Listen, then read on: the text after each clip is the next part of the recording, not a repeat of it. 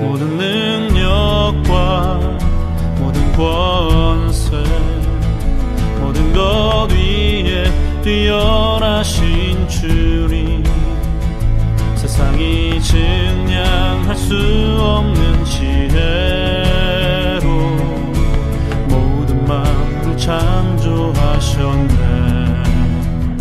모든 나라와 모든 보좌, 이 세상 모든 경이로움보다 이 세상 모든 값진 보물보다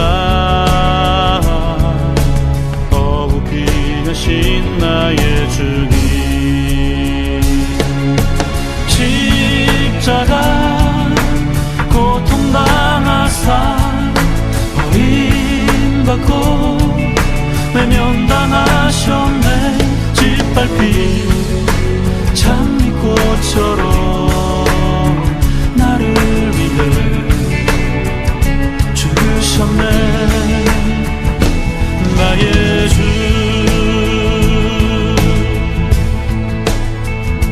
모든 능력과 모든 권세, 모든 것 위에 뛰어나신 주님, 세상이 증량할 수 없는 지혜로 모든 만물 창조하셨네. 모든 나라와 모든 보좌, 이 세상 모든 경이로움보다 이 세상 모든 값진 보물보다 더욱 귀하신 나의 주님. 십자가 고통당하사 버림받고 외면당하셨네. 짓밟힌 장미꽃처럼 나를 위해 죽으셨네. 나의 주,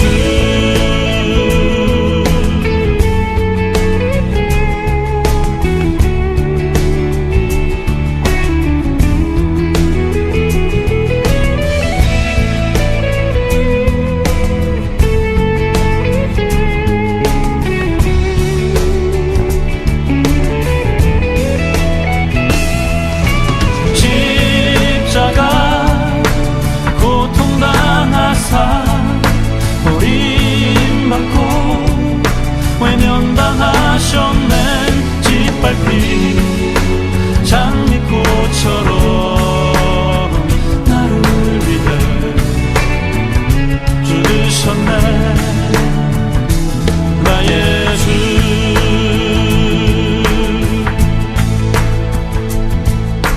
십자가 고통당하사 버림받고 외면당하셨네. 짓밟힌 장미꽃처럼 나를 위해 죽으셨네. 나의 주, 십자가 고통당하사 버림받고 외면당하셨네. 짓밟힌 장미꽃처럼 나를 위해 죽으셨네. 나의 주,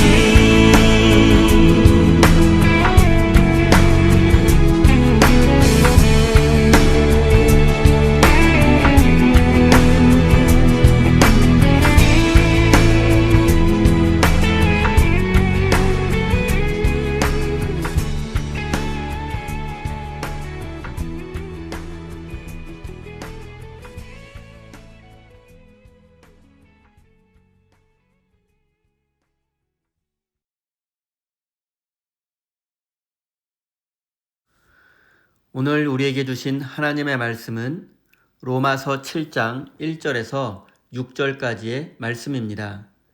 다 같이 화면을 보시면서 함께 읽겠습니다.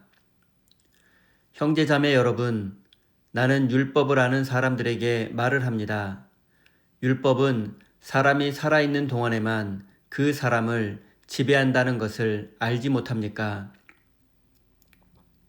결혼한 여자는 그 남편이 살아있는 동안에는 법으로 남편에게 매여 있으나 남편이 죽으면 남편의 법에서 풀려납니다. 그러므로 남편이 살아있는 동안에 그 여자가 다른 남자에게로 가면 그 여자는 간음한 여자라는 말을 듣게 됩니다. 그러나 남편이 죽으면 그 법에서 해방되는 것이므로 다른 남자에게로 갈지라도 간음한 여자가 되지 않습니다. 나의 형제자매 여러분, 그러므로 여러분도 그리스도의 몸으로 말미암아 율법에 대해서는 죽임을 당했습니다. 그래서 여러분은 다른 분, 곧 죽은 사람들 가운데서 살아나신 그분에게 속하게 되었습니다. 그것은 우리가 하나님을 위하여 열매를 맺게 하기 위함입니다. 이전에 우리가 육신을 따라 살 때에는 율법으로 말미암아 일어나는 죄의 욕정이 우리 몸의 지체 안에서 작용해서 죽음에 이르는 열매를 맺었습니다. 그러나 지금은 우리를 올감했던 것에 대하여 죽어서 율법에서 풀려났습니다. 그래서 우리는 문자의 얽매인 낡은 정신으로 하나님을 섬기지 않고 성령이 주시는 새 정신으로 하나님을 섬깁니다. 아멘. 하나님께서 이 말씀을 통하여 우리에게 은혜 주시기를 원합니다. 하나님의 크신 사랑과 은총이 여러분의 삶에 함께 하시기를 빕니다. 오늘은 하나님을 위한 열매라는 제목으로 함께 하나님의 말씀을 나누겠습니다.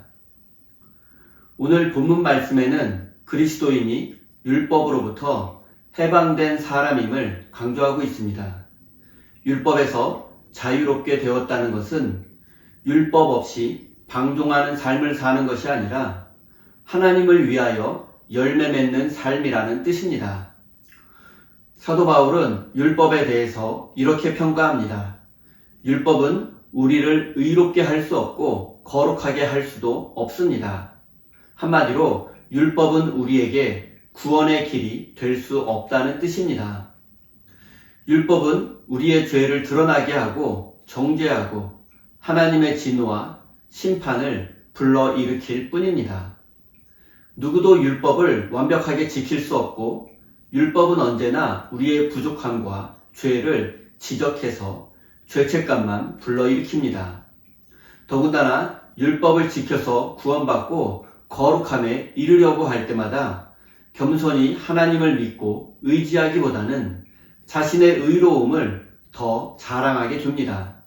그리고 자신의 기준에 미치지 못하는 이들을 비난하고 정죄하게 됩니다. 사도 바울은 이런 사실을 이야기하면서 율법의 한계를 알려주었습니다. 그리고 구원은 율법을 지켜서 얻을 수 있는 것이 아니라 예수님을 믿고 값없이 주시는 하나님의 은혜로만 받을 수 있다고 합니다. 우리가 율법을 온전하게 지키려고 노력하면 할수록 거룩함에 이르는 것이 아니라 오직 성령의 인도하심으로만 거룩한 삶을 살 수 있다는 것입니다. 하지만 바울이 율법 자체가 필요 없다거나 율법이 악하다고 말하는 것은 아닙니다. 바울이 강조하는 것은 율법을 통해서 거룩함에 이르는 것이 아니라 오직 성령 하나님의 인도하심으로만 거룩함에 이를 수 있다는 사실입니다. 1절 말씀입니다. 형제자매 여러분, 나는 율법을 아는 사람들에게 말을 합니다. 율법은 사람이 살아있는 동안에만 그 사람을 지배한다는 것을 알지 못합니까? 이 말씀에서 매우 중요한 단어가 있습니다. 그것은 형제 자매입니다. 바울은 로마교회 성도들을 향해서 형제 자매 여러분이라고 부릅니다. 당시 사회에서 잘 알지 못하는 사람을 형제 자매라고 부르는 것은 그 사람과의 관계가 수평적이고 평등한 관계임을 의미합니다. 바울은 로마 교회 성도 전체를 형제 자매라고 불렀습니다. 그렇다면 이것은 바울과 로마 교회 성도들 관계에 높고 낮음이 존재하지 않으며 평등하고 동등한 관계라는 것을 의미합니다. 이 당시 바울은 이미 여러 곳에 복음을 전하고 교회를 세운 명실상부한 교회의 지도자였습니다. 하지만 바울은 자신의 사도의 권위와 지도자의 권위를 내세우지 않고 오히려 성도들과 동등한 관계임을 강조합니다.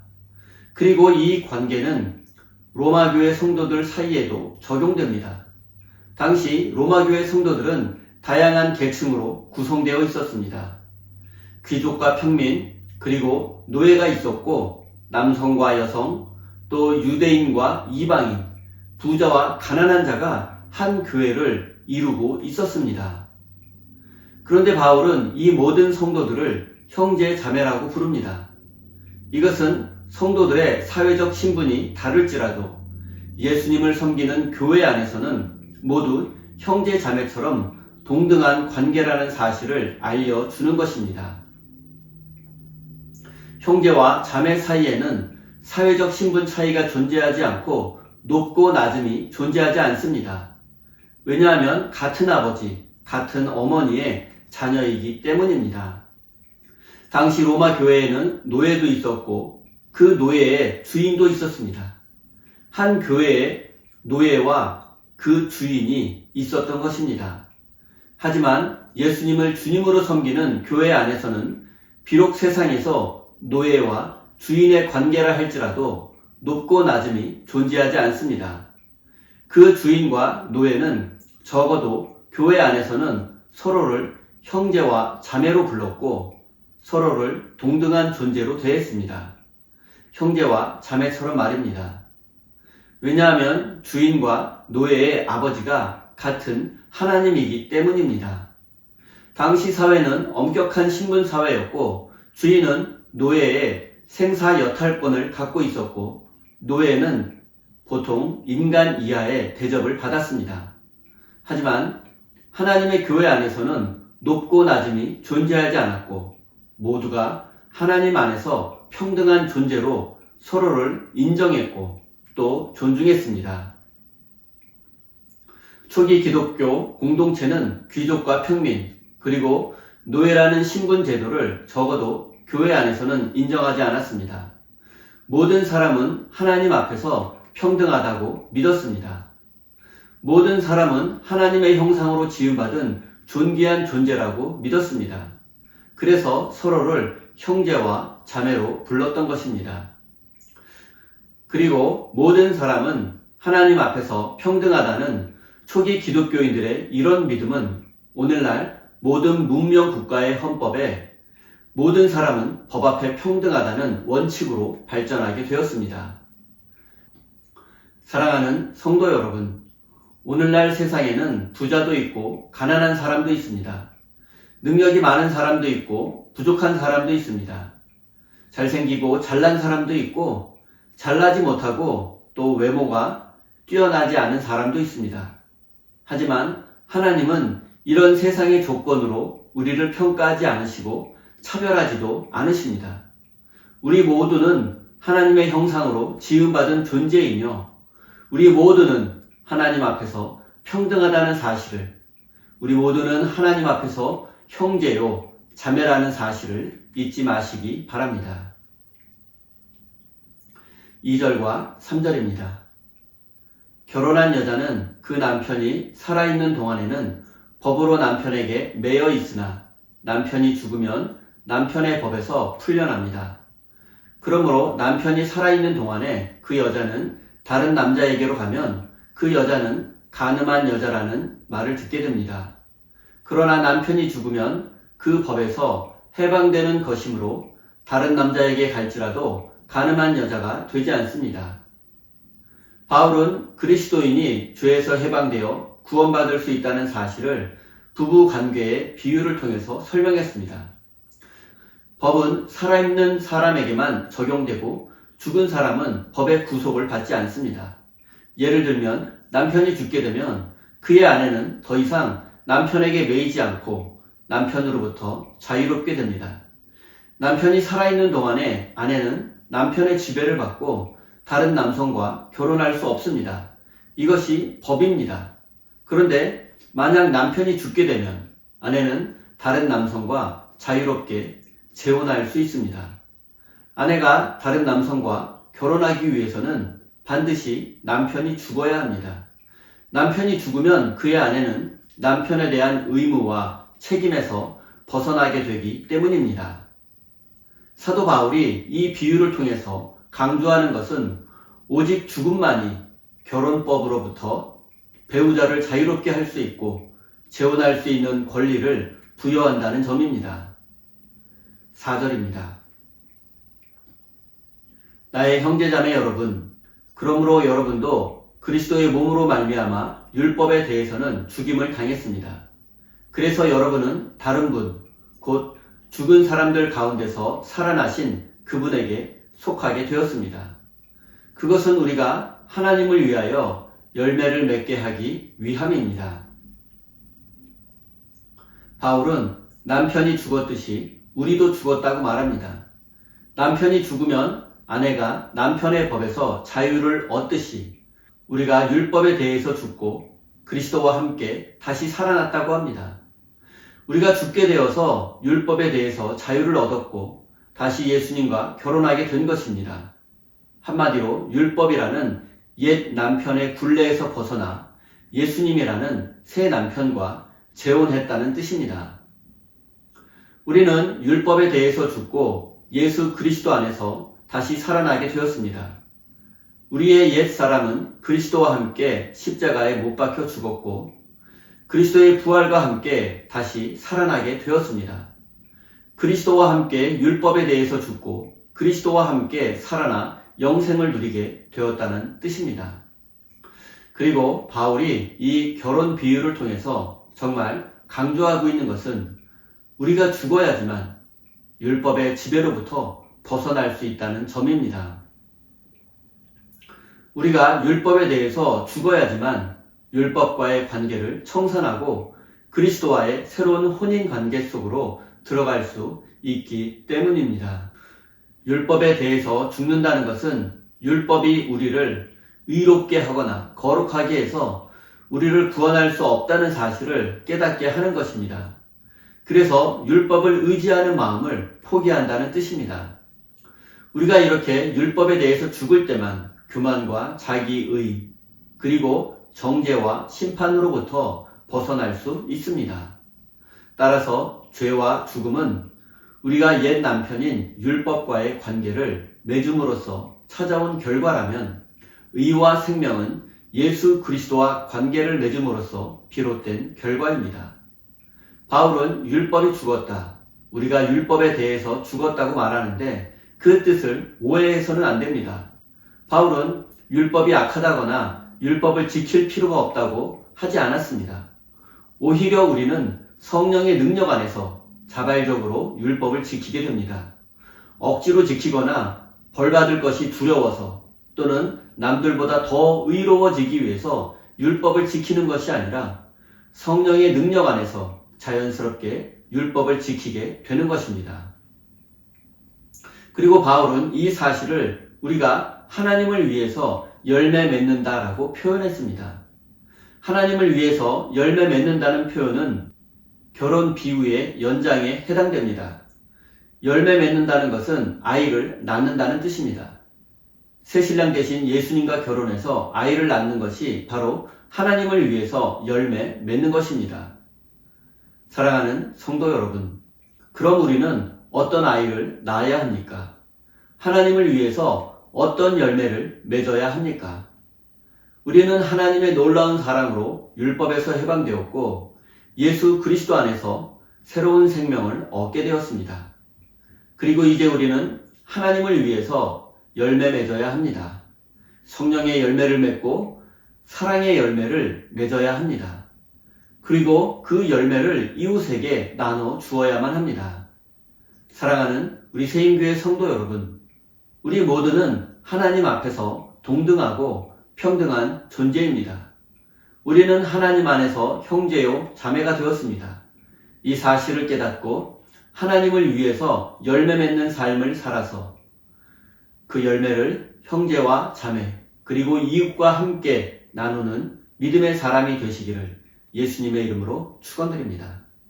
우리 다 함께 주신 말씀 가슴에 새기며 기도의 자리로 나아가겠습니다.